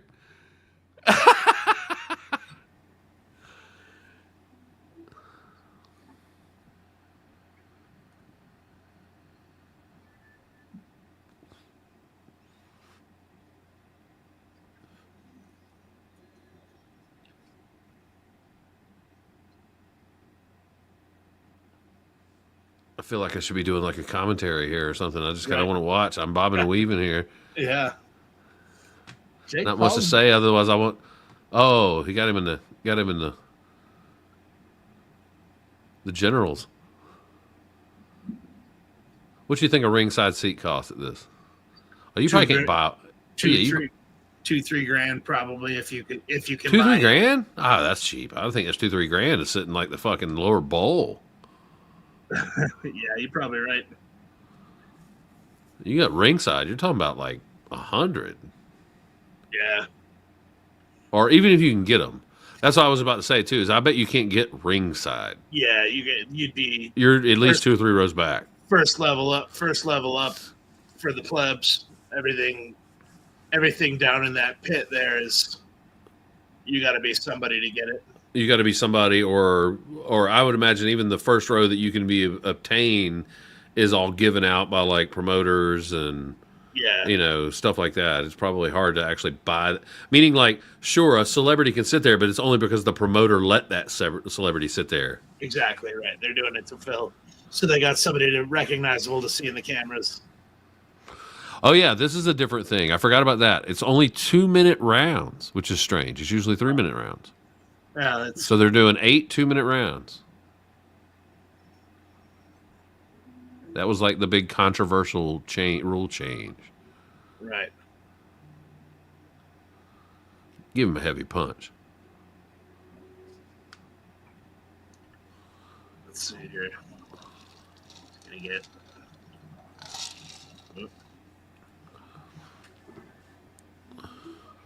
Nice body shot. I don't feel like he barely hit him. Ooh. Ooh. I don't like Mike's legs at all. Yeah, come on, Roy Jones. A lot of consternation. Did he really? This guy uses a lot of $3 words. Yeah. Consternation. Do you think half the audience even knows what? I don't know what that consternation means. Nah, I usually just take some Mucilax when I get consternated. Yeah, I get consternated after I eat flaming hot Doritos. Yeah, too much expensive fancy cheese, and I'll be consternated all day. Yeah.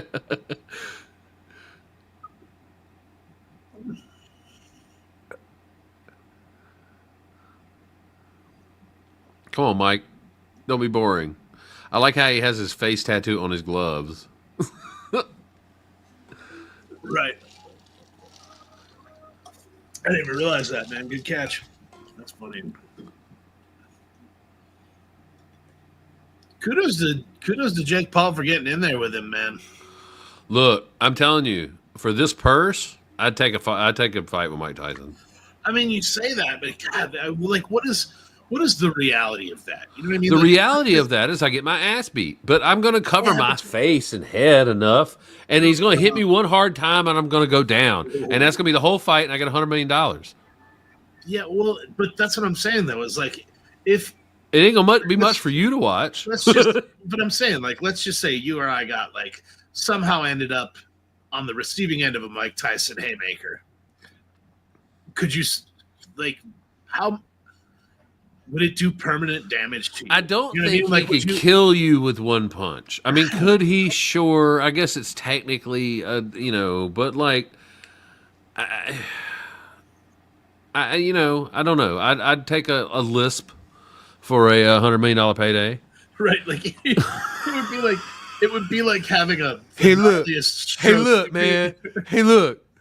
I got paid, okay? Just one side of your face just kind of dangles, and it's not even like a stroke. It does just dangle. Yeah, like it's dead. It's completely dead. Your body's just like that part doesn't work anymore. Just no. Oh, hey, look, man, fuck all y'all. I got paid.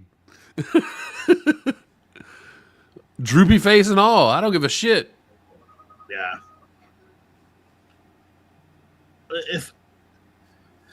I don't know, man. And then with Jake Paul, not only, and then like I said, he's not. It's not like this is his very first fight, right? Like he knows how to somewhat box. So like if he really wants to make a legitimate, it's not a bad move. I do applaud the I don't think there's really a lose for either one of them. No. Because even Tyson, even if he loses, he's still getting fucking paid, like Yeah. big time. And Jake Paul's a big guy. He's not like a scrawny little dude who can't take a punch, right? He's a formidable guy. He looks like.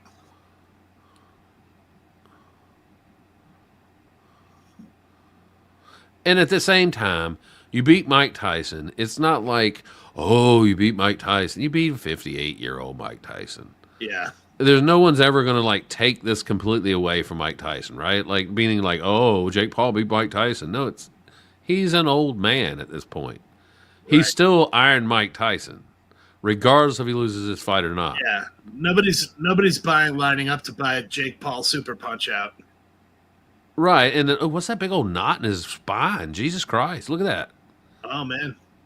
Yeah, it looks like he's got some sort of Wow. That don't look like that feels good. A big giant knot in his spine. it could just be a sebaceous cyst of some sort or something. Yeah, maybe. It's his bottom bitch carrier pigeon. It's back there stuffed sewn in surgically for good luck. Yeah, I mean, maybe. Just waiting another month to fully absorb him.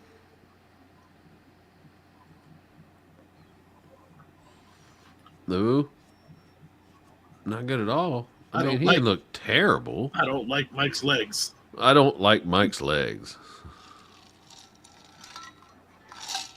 Why does he have teeth on his mouthpiece? And why are they always so tight? That's- I used to have a mouthpiece in football. It was never that tight. Like, it didn't Yeah, take it's- somebody to remove it for me. I mean, these guys get hit pretty hard in the mouth. I guess so. I guess You it can't needs get to it. be You tight. can't get them out with your gloves on either. That's the problem. You don't want it. You don't want it falling out. So there's probably some that probably put something on there to keep it in your mouth, so you can take that kind of punch. Jeez.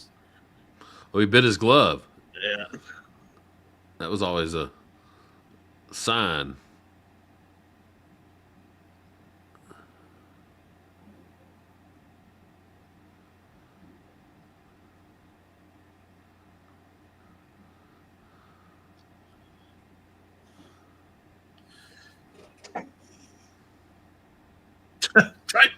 Right. No, that's like one of the old things he used to do. He used to bite on his glove. Yeah. But he used to bite on his glove before he knocked your ass the fuck out.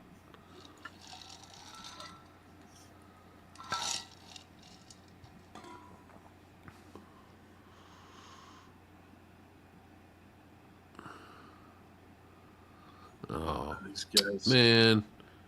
I'll make it go to a decision and let Paul win. That'd be bull. Yeah, I think you're right. I think they have some form of a little bit of arrangement. That Jake Paul's not going to make him look like an asshole, right? Yeah. Yeah. I just can't imagine that both these dudes don't have some form of, like, you know what I mean? Like, Yeah. because everybody has to remember the reason that Jake Paul has legitimacy at all is because the whole boxing world poo-pooed on him and Mike Tyson backed him. Yeah. Because Mike Tyson even said that he was like the best thing that had happened to boxing in a long time because of like his followers and the new audience and all that kind of stuff. Mm-hmm. So I can totally see them, you know, even the whole slapping thing and all that, like them just being like, look, you know, we're going to, gloves are off, so to speak, beforehand, but like, you know, we're in this together. Don't make me look like a fool and I won't knock you out. I'll pass the torch to you kind of thing. Yeah. I'll let you win, not let you win, right? But like,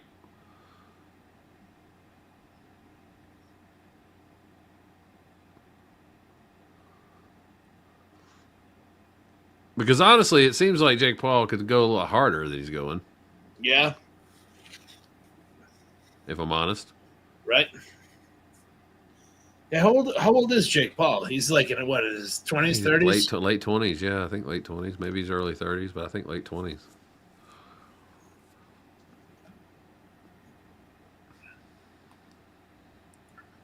And has Mike Tyson relaxed in his old age? I mean, I guess so. He's He's definitely not. Yeah, he's definitely like ear biting Mike Tyson no more. Like eat your baby. I eat your baby. Remember that? Yeah. That's the Mike Tyson we all remember. Fuck you, white boy. I eat your children. I'll fuck you and make you love me. Isn't that what he said? Like the. Ooh. Oh man, he got him right there. He didn't like that. Oh, he bit his glove again.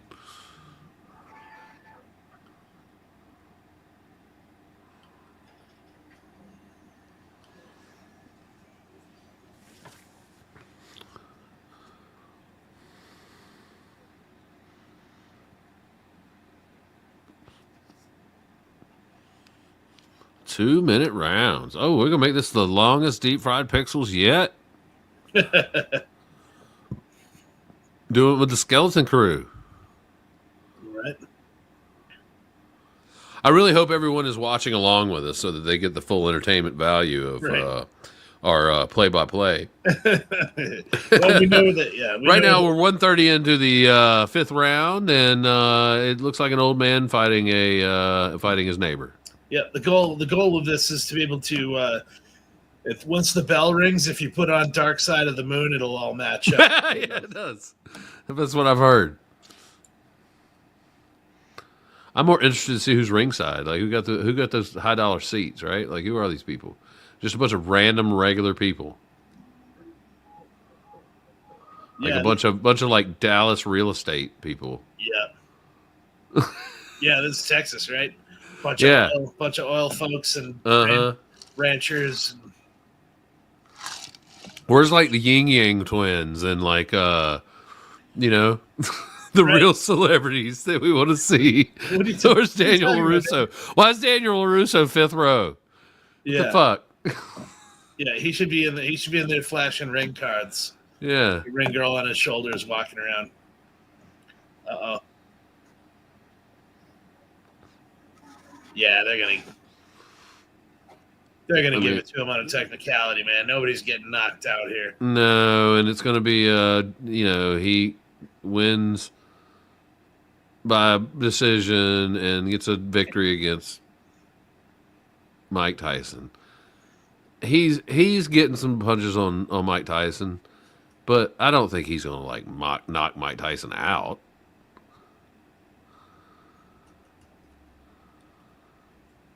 Like, cause he's hit him a couple good times, but he ain't really hurt him. Like, it ain't like Mike's bleeding or nothing. Right. And he hadn't really stumbled him.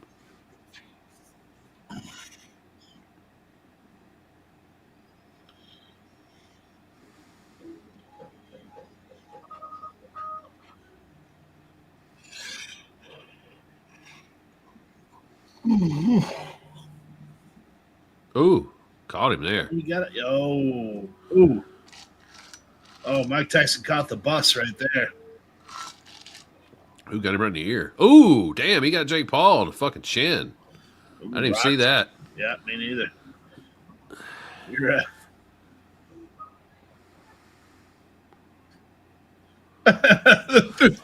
Tyson's neck is one of the more developed in the sport. Yeah, like this dude has got endless things to say about things. This is a master class in word salad. Yeah, this is Soundbite City, man. Here's a guy. This guy's the John Madden of fucking boxing commentating. Here's a guy. You know what you really want to do is you got a boom right there. Here's a guy that he puts on his boxing gloves and he really gets in the ring. You know, he gives them the business.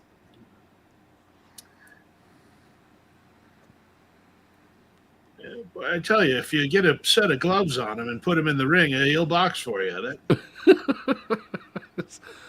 Oh, Maddenisms. They're almost as good. Well, Buseyisms are the best, but man, it would be so funny to make like a to make a permutation of the shower argument simulator and do the John Madden simulator. Do shower argument simulator, but do the Busey plug-in where it's like you're just instead of arguing with a shower, you're arguing with Gary Busey. Yeah. Could you imagine? I would rather argue with the shower. I can't think of a better application for AI generated language gobbledygook.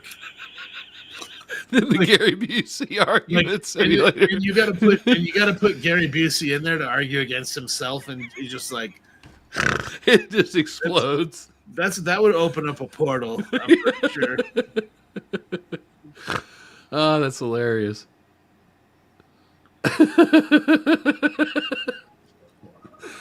You couldn't win that argument. You would be completely baffled, no matter what you would want to argue about. You're not going to win. They'd be going on and on about hobbits and who knows what else. Making so many crazy analogies. Out of control. Well, that was uneventful. Man. Did you hear her? Like, yeah, why isn't he just teeing off on my, like, because he seems to be, he's getting some shots in there. Why isn't he throwing his hands more? Yeah. Because I don't think he's trying. I don't, you mean, like, he's trying, but he's not like, damn, that girl got a big old booty. For everybody watching at home, that girl's got a big old booty. Yep. It's a lot of ham.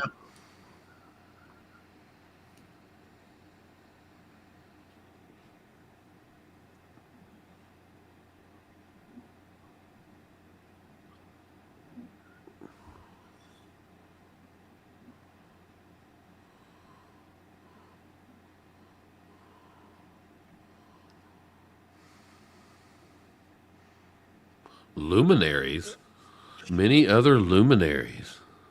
I aspire someday to be ringside with luminaries. to be considered a luminary. Mm-hmm.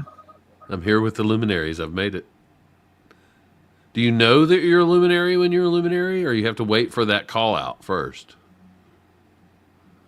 It's good. It's a good thing to ponder.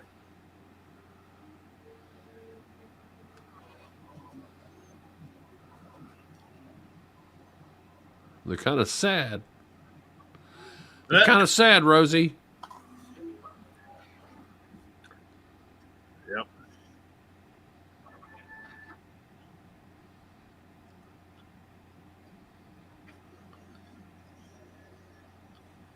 Get him, Mike. Come on, Mike. I like your legs, Mike. Come on.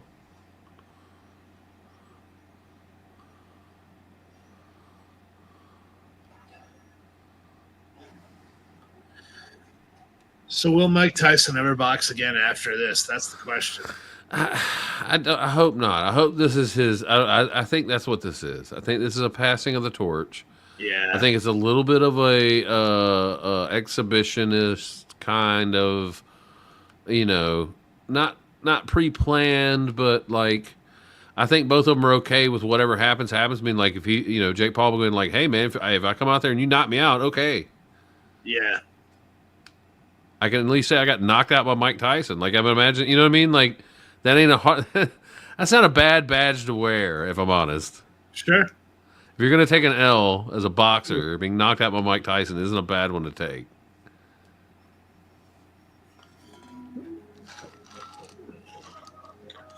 I wonder if Jake Paul's gloves make little rubber ducky squeaky noises that only Mike Tyson can hear. Like every time he lands a punch, it's just like That a little... shit would be actually to get in another boxer's head. That would be fucking like just like a cat toy or like a dog toy squeaker in there. Yeah, exactly. Me. Right. Every time they land one, you just like, did I just hear what I thought? Slightly audible, yeah, just slightly audible. Like the only way you can hear it is getting punched in your face. Mike don't look good. Is he about to cry? Yeah. Here, Mike, let's iron your face. Yeah. Dude, that can't feel good. That big cold metal thing pressing on your boo-boo. Yeah. Give the little liquid nitrogen punch to your head. Yeah, he looks rough, doesn't he? Boy. Dude, I can imagine though, like for real, like just for even 2-minute round, like just to go in there and go after somebody for 2 minutes. I don't know that I would make it out of a round. Nah, I think after a round, I'd be done. I'd be in round 3 being like, yeah, I was talking shit. I should have shut my mouth. Like I've been in some fights, like some fist fights. I've never been in like a prize fight. but I've been in some fist fights, and I know that like that adrenaline will get you going, but it runs out pretty quick. Yeah. I was always better with grappling than I was with actually fist fighting. Like I'm just a big guy. Like I throw. Don't get me wrong. Yeah, that's my move. That's my go-to move too. I'm gonna form tackle your ass. Throw a haymaker or two, and if I don't land them, like if I land them, it's over. But if I don't, then just gotta grapple.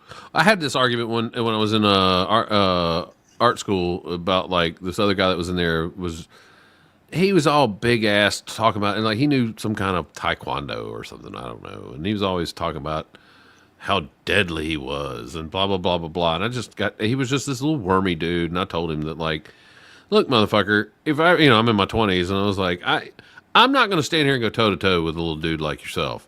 I was like, I'm going to hit you with a chair first before I really understand what's going on. Right. The moment the hairs on the back of my neck rise up, I'm throwing you through a window. Yep. Like I'm not going to stand there and go toe to toe with you. So maybe you would be able to whip my ass if I were to square up with you and we're going to go toe to toe. But I promise I don't fight fair. I fight to win. I don't fight fair. I got beat up. I got beat up at Ozfest one year because I wanted to start I was all drunk and wanted to start a mosh pit that nobody else wanted to. And it took 4 guys to stop me. Yeah. It was worth it. Yeah, right? Yeah, you get that momentum and that adrenaline going. It's, you got to step out of the way. You don't want to get in the middle of that. Yeah. Oh, this is it. See, going to decision. Yeah. Jake Paul wins. Yeah, people are booing. Do you hear the boos? Yeah. Jake Paul just pinned the tail on the donkey. No, he just did the bow to him and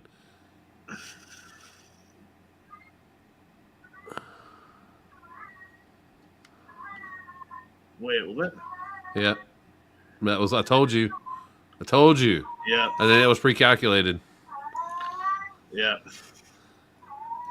Yeah, see? I think that was pre-calculated, a little bit. It was a passing of the torch. Yep. That feels kind of cheap. It made him. That was helping his legitimacy, getting Mike a payday. Yeah. Mike doesn't lose any credibility by losing this fight. Yeah. He's still Iron Mike Tyson. I mean, he lost you gotta remember, he lost his last fight. Remember, he already, whatever, like 10 years ago, he had a fight, and he lost the shit out of it.